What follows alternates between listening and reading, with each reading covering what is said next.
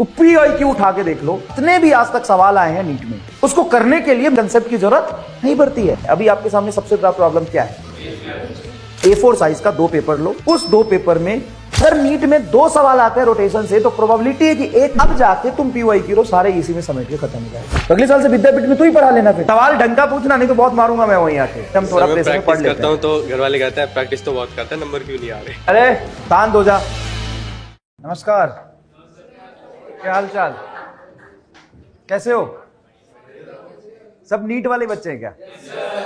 तो यही विद्यापीठ में पढ़ रहे हो? कैसी चल रही पढ़ाई?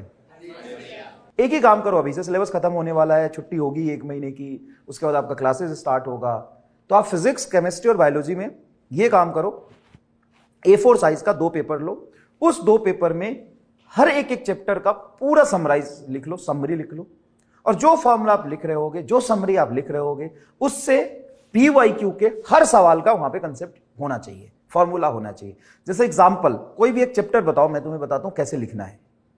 फिजिक्स का कोई चैप्टर बताओ। रोटेशन।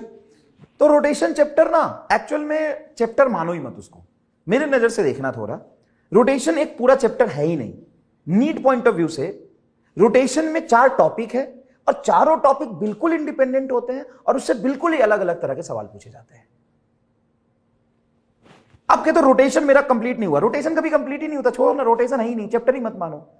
तुम मानो ये कि चैप्टर क्या होता है कि रोटेशन में सबसे पहले है मोमेंट ऑफ इनर्शिया, और मोमेंट ऑफ इनर्शिया एक बिल्कुल इंडिपेंडेंट चीज है। अगर मुझे टॉर्क लिखना नहीं आता क्या, तो भी मैं मोमेंट ऑफ इनर्शिया तो लिखना सीख ही सकता हूं। क्या टॉर्क पे डिपेंडेंट है क्या? आई नहीं है। क्या मुझे एंगुलर मोमेंटम नहीं आता तो भी मैं मोमेंट ऑफ इनर्शिया सीख सकता हूं? मुझे रोटेशनल डायनेमिक्स, मुझे रोलिंग मोशन नहीं समझ में आता तो भी मैं मोमेंट ऑफ इनर्शिया सीख सकता हूं। और अगर नीट में 2 सवाल आते हैं रोटेशन से, तो प्रोबेबिलिटी है कि एक मोमेंट ऑफ इनर्शिया से होगा ही। क्या सही बात बोल रहा हूं मैं? अब तुमको क्या करना है? तुमको यह करना है कि भाई पॉइंट मास का मोमेंट ऑफ इनर्शिया कैसे लिखा जाता है वो सीख लो। I is equal to mr perpendicular का whole square, perpendicular distance from axis of rotation. Ring का क्या होता है? तो रिंग का सेंटर एक्सिस से जाएगा तो mr स्क्वायर, डायमीटर से जाएगा तो mr स्क्वायर बाई 2। अगर इस एक्सिस से जा रहा है टेंजेंट से परपेंडिकुलर टू द प्लेन तो 2mr स्क्वायर, और passing through the circumference parallel to the plane तो 3/2mr स्क्वायर। हो गया। डिस्क का क्या होता है? सेंट्रल एक्सिस से perpendicular plane mr square by 2। ठीक है। स्फीयर का सॉलिड हो तो 2/5, और हॉलो हो तो 2/3। रॉड का मोमेंट ऑफ इनर्शिया क्या होता है? तो रॉड का अगर इस एक्सिस से देखोगे, ऐसे घुमाओगे, ये रॉड है तो ml स्क्वायर बाई 12। तेरा अगर थीटा एंगल पे है तो परपेंडिकुलर कंपोनेंट ले लेंगे, यही है। प्लेट का मोमेंट ऑफ इनर्शिया जैसे रॉड जैसा ही होता है। अगर ये प्लेट और इसके अबाउट देखोगे तो इसका मोमेंट ऑफ इनर्शिया इस एक्सिस पे डिपेंड करेगा, ma स्क्वायर बाई 12 हो जाएगा। रॉड के एक्सिस पे कितना चिपका इस बात से फर्क नहीं पड़ता है। 2 स्फीयर ये दोनों चिपका हुआ है तो इस एक्सिस के साथ मोमेंट ऑफ इनर्शिया निकाल सकते हैं। ये पैरेलल एक्सिस थ्योरम लगा देंगे और यहां से पैरेलल लगा देंगे, परपेंडिकुलर एक्सिस थ्योरम होता है, यही है। अब जाके तुम PYQ सारे इसी में समेट के खत्म हो जाएगा। तो तुम्हें रोटेशन कंप्लीट करना था कि तुम्हें मोमेंट ऑफ इनर्शिया कंप्लीट करना था? तुम्हें सिर्फ मोमेंट ऑफ इनर्शिया कंप्लीट करना था। रोटेशन का 25% कंप्लीट। अब आगे चलो, ये मुश्किल है कि ये हो जाता है, हो जाता है। अब आगे चलो, हम बात करेंगे टॉर्क की। अगर हम टॉर्क की बात करें तो टॉर्क होता है, टॉर्क इज इक्वल टू होता है R क्रॉस F। एक सवाल आता है अभी जेईई मेन 2025 में, कल ही आया है टॉर्क का सवाल इस पर। IJK R का component RX, RY, RZ and force का component FX, FY, FZ, cross product पे टॉर्क का सवाल आता है, ये जानते हो? टॉर्क का सवाल एक क्रॉस प्रोडक्ट पे आता है। टॉर्क का सवाल हम देखते हैं कि torque is equal to R perpendicular into F होना चाहिए। फोर्स और R से परपेंडिकुलर होता है। कंसेप्चुअल सवाल टॉर्क पे, थ्योरेटिकल सवाल कैसे बनते हैं कि जो टॉर्क है वो R के भी परपेंडिकुलर होगा, फोर्स के भी परपेंडिकुलर होगा। कपल वाला केस बनता है कि नेट फोर्स 0 है तो भी टॉर्क लग सकता है। प्रोजेक्टाइल मोशन में सवाल बोलते हैं कि एक बॉल को u वेलोसिटी से थीटा एंगल पे फेंका, जब मैक्सिमम हाइट पे पहुंच गया तो पॉइंट ऑफ प्रोजेक्शन के अबाउट mg की वजह से टॉर्क लिखो, है ना? ये सवाल देखोगे आप। जैसे ये रॉड है, यहां से हिंज कर दिया, यहां पे mg लग रहा है, तो O के अबाउट इस ग्रेविटेशनल फोर्स का टॉर्क क्या होगा? mg × L/2। अच्छा, इस mg का सेंटर ऑफ मास के अबाउट ही टॉर्क क्या होगा? 0, क्योंकि फोर्स वहीं पे लग रहा है जहां पे एक्सिस ऑफ रोटेशन माना है मैंने। तो इस mg का टॉर्क इसी पॉइंट के अबाउट क्या होगा? 0। अगर कोई फोर्स एक्सिस ऑफ रोटेशन को कट करता हुआ पास कर रहा तो उसका टॉर्क 0 होता है। तो ये 2-4 केसेस हैं। जब मैं टॉर्क पढ़ रहा हूं तो मोमेंट ऑफ इनर्शिया का कंसेप्ट यूज हुआ क्या? क्या टॉर्क पढ़ने के लिए टॉर्क के सवाल मैं जो बोल रहा हूं ना, बहुत होशोहवास में बोल रहा हूं, तो PIQ उठा के देख लो, टॉर्क का जितने भी आज तक सवाल आए हैं नीट में, उसको करने के लिए मोमेंट ऑफ इनर्शिया के कंसेप्ट की जरूरत नहीं पड़ती है। ये हो गया कंप्लीट, पूरा टॉर्क अलग पढ़ लिया हमने। अभी आपके सामने सबसे बड़ा प्रॉब्लम क्या है? रिवीजन है, ठीक है ना। अच्छा, रिवीजन से भी सबसे ज्यादा इंपॉर्टेंट प्रॉब्लम है कि कम टाइम में कैसे रिवीजन करें। अगर रिवीजन करने बैठोगे तो जैसे तुम रिवीजन करने जाते हो और तुम नोट्स खोलते हो या वीडियो देखना शुरू करते हो तो तुम्हें ऐसा लगता है ये तो वापस से पहली बार जैसा समझ रहा था वैसा ही समझना पड़ रहा है, क्या सब भूल चुके हैं?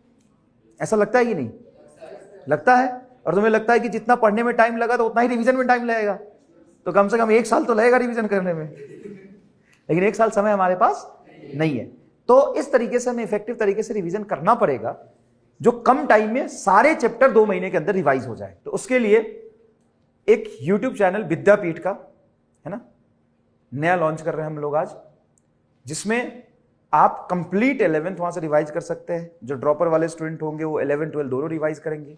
40-40 मिनट की वीडियो आएगी और वो 40 मिनट की वीडियो आपकी उसी प्रॉब्लम को सॉल्व करेगी जो अभी आपके सामने है। और ऐसा बिल्कुल भी नहीं होता, आप ये मत समझो कि आप जब रिवीजन करने गए और आप बिल्कुल ब्लैंक हो गए, आपको बिल्कुल याद नहीं आ रहा, इसका मतलब आपने पढ़ा नहीं है। सबके साथ ऐसा होता है।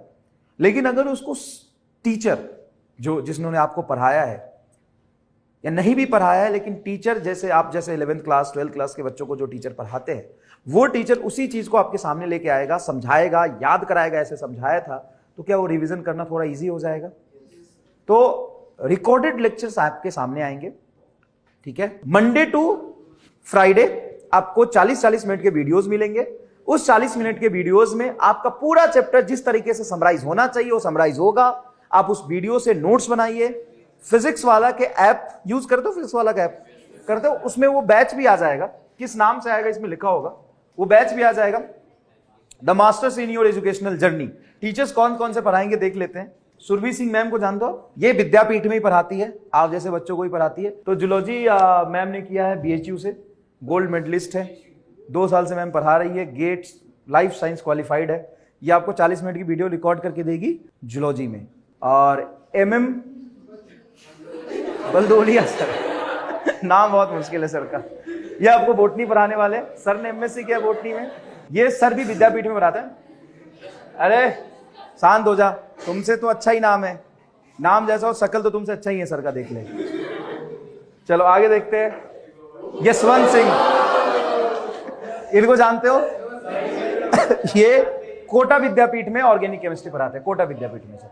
भावना मैम आपको पढ़ाएंगी इनऑर्गेनिक केमिस्ट्री, ये MSc मैम ने किया IIT दिल्ली से और बहुत सारे बच्चों को पढ़ा रही है, ये भी विद्यापीठ कोटा में ही है मैम। अच्छा, ये मैम आपको फिजिकल केमिस्ट्री पढ़ाएगी, ठीक है। Bachelors of engineering food engineering ma'am ने किया है, बहुत बड़े, इसलिए फिजिकल केमिस्ट्री पढ़ा रही है। हाँ, इंजीनियरिंग बहुत सारे होते हैं बेटा। 3 student got selected in KVPY में, AIR 381 जो भी है, बहुत अच्छी मैम पढ़ाती है, तभी उनके स्टूडेंट इतने अच्छा कर रहे हैं। और निपुण मित्तल सर आपको फिजिक्स पढ़ाएंगे, बहुत अच्छे टीचर है निपुण मित्तल सर। इनका नाम आपने सुना ही होगा शायद, कितने लोगों ने सुना है? इसलिए मैं कह रहा हूँ चूजे हो तुम अभी। ये कोटा में पढ़ाते हैं और कोटा से भी पहले ये ऑनलाइन पढ़ाते थे दूसरे प्लेटफॉर्म में, कोविड से भी पहले 16-17 में जब मैं ऑफलाइन पढ़ाता तो सर उस समय से ऑनलाइन पढ़ा रहे हैं। तो सर को ऑनलाइन पढ़ाने का वैसे ही बहुत एक्सपीरियंस है और अभी सर कोटा विद्यापीठ में पढ़ा रहे हैं। निपुण मित्तल सर को पढ़ाते हुए लगभग 12-15 साल हो गया होगा, है ना। कोटा के ऑफलाइन में भी पढ़ाते थे, अभी ऑनलाइन में भी पढ़ाया, अभी फिर से ऑफलाइन में पढ़ा रहे हैं। कोटा विद्यापीठ में पढ़ाते हैं, बहुत अच्छे तरीके से आपको चीजें समराइज करके बता देंगे।